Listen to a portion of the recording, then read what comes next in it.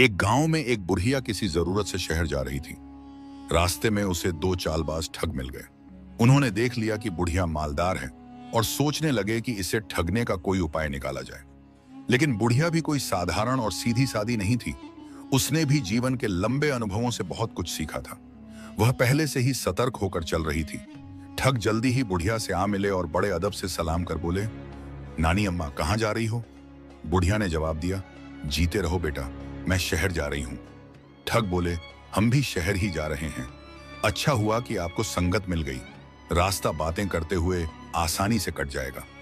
एक ठग ने पूछा, बड़ी अम्मा शहर में कोई खास काम है? बुढ़िया बोली, बेटा बेटी की शादी करनी है। महंगाई के इस जमाने में खर्चे पूरे करना आसान नहीं। कुछ गहने रखे थे, सोचा कि उन्हें बेचकर कुछ इंतजाम कर लूं। ठगों ने चालाकी से कहा, बिल्कुल, गहने तो इसी के लिए रखे जाते हैं कि मुश्किल वक्त में काम आए।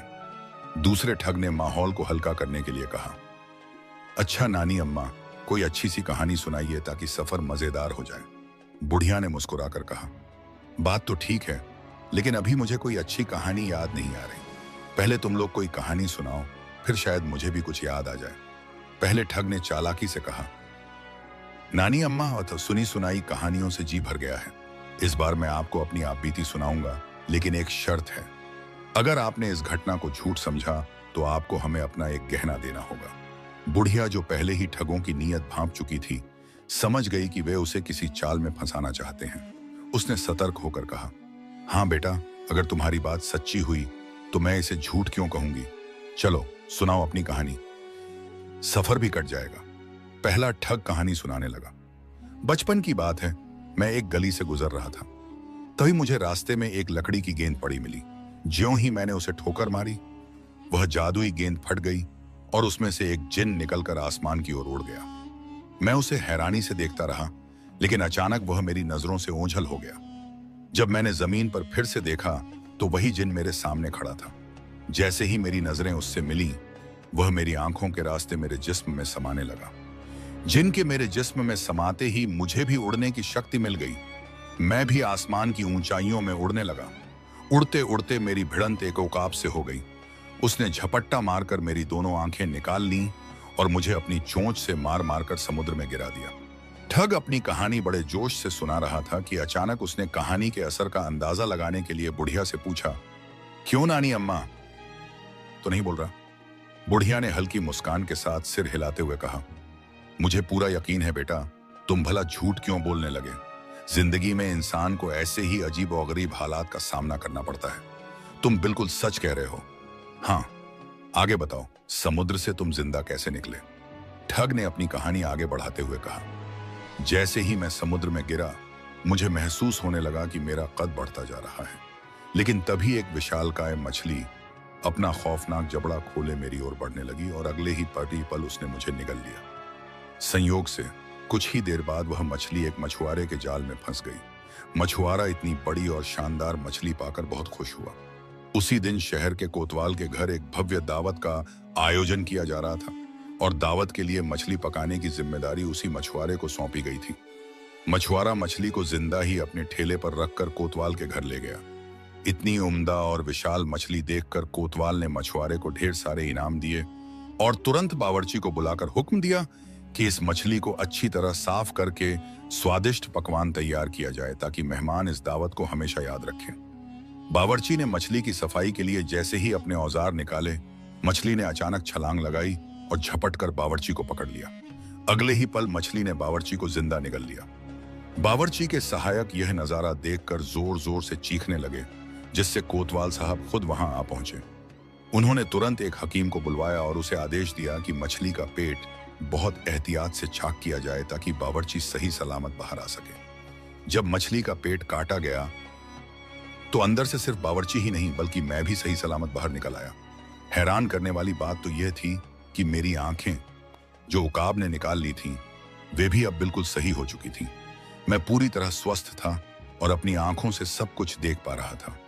बावर्ची को देखकर लोग पहले ही चौंक गए थे, लेकिन जब उसके साथ मैं भी बाहर आया तो सबकी आंखें फटी की फटी रह गईं। सब सोचने लगे कि मछली के पेट में जाकर एक बावर्ची कैसे दो हो गया। मेरी अनोखी दास्तान सुनकर कोतवाल साहब बहुत खुश हुए। उन्होंने मुझे बेहतरीन कपड़े पहनने को दिए और दावत में शरीक होने का न्योता दिया। उसी दिन से कोतवाल साहब मुझे जानने लगे और मेरी बहुत इज्जत करने लगे। ठग की कहानी सुनकर बुढ़िया ने बड़ी बेपरवाही से कहा, बेटा तुम तो बड़े बहादुर निकले, मुश्किलों का सामना बड़ी हिम्मत से किया। तुम्हारी हिम्मत और जज्बे की जितनी भी तारीफ की जाए वह कम है। लेकिन बुढ़िया मन ही मन मुस्कुरा रही थी, क्योंकि वह जान चुकी थी कि ठग सिर्फ उसे मूर्ख बनाने के लिए इतनी ऊटपटांग कहानियां सुना रहा है। परंतु बुढ़िया ने भी ठगों को उनकी ही चाल में उलझाने का फैसला कर लिया था। बुढ़िया की बात सुनकर ठगों ने सिर पकड़ लिया। उन्होंने सोचा था कि बुढ़िया उनकी झूठी कहानी को नकार देगी और वे उसका जेवर हड़प लेंगे। लेकिन जब उनका तीर निशाने पर नहीं बैठा तो वे भीतर ही भीतर घबरा गए। फिर भी अपनी परेशानी छुपाते हुए उन्होंने बड़ी चालाकी से कहा, नानी अम्मा, अब आप भी कोई ऐसी आपबीती सुनाइए जो सच्ची होने के साथ साथ दिलचस्प भी हो। बुढ़िया मुस्कुराई और बोली, बेटा सच का बोलबाला और झूठे का मुंह काला। मैंने जिंदगी में कभी झूठ नहीं बोला, तो अब इस बुढ़ापे में क्यों झूठ बोलकर अपनी साख खराब करूं। लेकिन एक शर्त है, अगर तुमने मेरी कहानी को झूठ समझा तो मैं तुम दोनों से 100 रुपए वसूल करूंगी। ठगों को लगा कि बुढ़िया की कहानी सुनने के बाद उन्हें एक बार फिर उसे फांसने का मौका मिल जाएगा। वे खुशी खुशी बोले, हाँ नानी अम्मा, हमें यह शर्त मंजूर है। बुढ़िया ने अपनी कहानी शुरू की, बेटा मेरा बाप एक किसान था।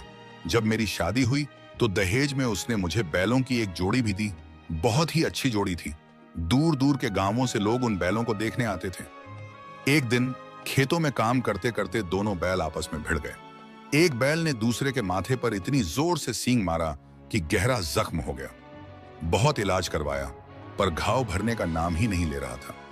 फिर ना जाने कहां से एक रुई का बीज उस जख्म में चला गया। हमने बहुत कोशिश की पर वह निकल नहीं सका। कुछ ही दिनों में वहां एक पौधा उग आया। धीरे धीरे वह इतना बड़ा हो गया कि उसमें उम्दा किस्म की कपास उगने लगी। हमने उस कपास को इकट्ठा करना शुरू किया। इस तरह हमारे पास बहुत सारी कपास जमा हो गई। जब यह खबर दूर दूर तक फैली तो लोगों की भीड़ हमारे घर उमड़ पड़ी। सभी इस अनोखे बैल को देखने के लिए आने लगे। हमने बैल को अपनी हवेली में बांध दिया और उसकी दर्शन फीस 4 आने प्रति व्यक्ति रख दी। बैल दर्शन से हमें इतनी कमाई होने लगी कि हमारे दिन फिर गए।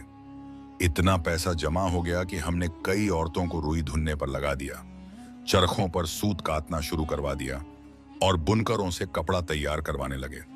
धीरे धीरे हमारे पास कपड़ों के ढेर लग गए, जिनमें खेस, कंबल नुमा कपड़ा खास तौर पर बहुत उम्दा बुने गए थे।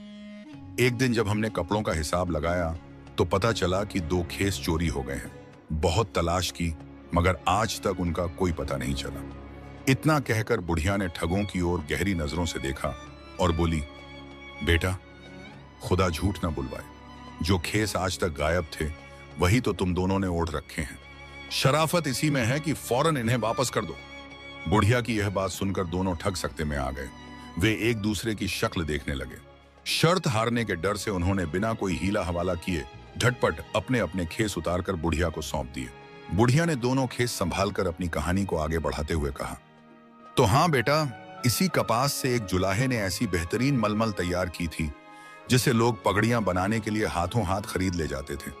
लेकिन देखा तो पता चला कि मलमल का एक पूरा थान चोरी हो गया। बहुत तलाश की पर उसका भी कोई सुराग नहीं मिला। मगर अब मैं देख रही हूं कि तुम दोनों ने जो पगड़ियां बांध रखी हैं वे यकीनन उसी चोरी हुए मलमल के थान से बनी हैं। यह सुनकर ठगों के तो होश उड़ गए। वे सोच रहे थे कि अब तो लेने के देने पड़ गए। अगर वे पगड़ियां नहीं उतारते तो शर्त के मुताबिक उन्हें 100 रुपए देने पड़ेंगे। मजबूरन दोनों ने अपनी पगड़ियां भी उतारकर बुढ़िया को सौंप दी। अब ठगों को डर लगने लगा कि अगर बुढ़िया ने अपनी कहानी और आगे बढ़ाई ही उनके कुर्ते और धोती भी ना उतरवा ले। इसलिए उनमें से एक ठग ने जल्दी से बात बदलते हुए कहा, नानी अम्मा, आपकी कहानी तो वाकई बहुत सच्ची और दिलचस्प लगती है, लेकिन हमें बहुत भूख लग रही है। खाने के लिए कुछ लाई हो तो हमें भी दे दो। बुढ़िया ने मुस्कुराकर कहा, बस बेटा, अब तो शहर आ ही गया समझो। मुझे अपने जेवर बेचने हैं। जब जेवर बिक जाएंगे तो आराम से कहीं बैठकर खाना भी खा लेंगे। ठगों ने सोचा कि यह तो अच्छा हुआ। वे दिल ही दिल में बहुत खुश हुए और मन में योजना बनाने लगे। अच्छा बुढ़िया, तुम अपने जेवर तो बेच लो, फिर देखते हैं कि तुम्हें कैसे बेवकूफ बनाते हैं। कुछ ही देर में वे तीनों शहर पहुंच गए। जब वे सुनार की दुकान के पास पहुंचे तो बुढ़िया ने ठगों के सामने ही अपने जेवर उतारे और बोली, बेटा, यह रही सुनार की दुकान, तुम यहीं ठहरो, मैं जेवर बेचकर अभी आती हूँ। ठग खुशी खुशी दुकान के बाहर बैठ गए और मन ही मन सोचने लगे कि अब जल्द ही उन्हें अपना मौका मिलेगा। बुढ़िया अंदर पहुंची और सुनार से कहा, बेटा, मैं अपने 2 नौकरों को बेचना चाहती हूँ। सुनार हैरानी से बोला, कौन से नौकर अम्मा? बुढ़िया ने दुकान के बाहर बैठे ठगों की ओर इशारा करते हुए कहा, वही दोनों जो सामने बैठे दिखाई दे रहे हैं। अगर आपको जरूरत हो तो खरीद लीजिए। सुनार ने बुढ़िया से पूछा, अम्मा, लेकिन आप इन दोनों के कितने पैसे लेंगी? बुढ़िया ने बड़े इत्मीनान से जवाब दिया, बस 500 रुपए। सुनार ने थोड़ा अचरज से कहा, 500 तो बहुत ज्यादा हैं, कुछ कम कीजिए तो बात बन सकती है। मामला 400 रुपए में तय होता देख बुढ़िया ने सोचा कि अब थोड़ा दिखावा करना जरूरी है। वह सोचने का नाटक करते हुए बोली, अच्छा जरा रुको, मैं अपने नौकरों से भी पूछ लूं कि वे दोनों अलग अलग बिकना चाहते हैं या एक ही जगह। फिर उसने ऊंची आवाज में बाहर बैठे ठगों से पूछा, बेटा, यह बताओ कि तुम्हें एक एक करके बेचना चाहिए या दोनों को एक ही जगह फरोख्त कर दूं? ठगों ने समझा कि बुढ़िया जेवरों के बारे में पूछ रही है। वे वहीं बैठे बैठे खुशी से बोले, नानी अम्मा, दोनों को एक ही जगह बेच दीजिए, अलग अलग बेचने की जरूरत नहीं। सुनार ने यह सुनकर संतोष की सांस ली। उसे यकीन हो गया कि सौदा पूरी रजामंदी से तय हो रहा है। उसने खुशी खुशी 400 रुपए बुढ़िया को थमा दिए। बुढ़िया ने पैसे जेब में डाले और दुकान से बाहर निकलने लगी।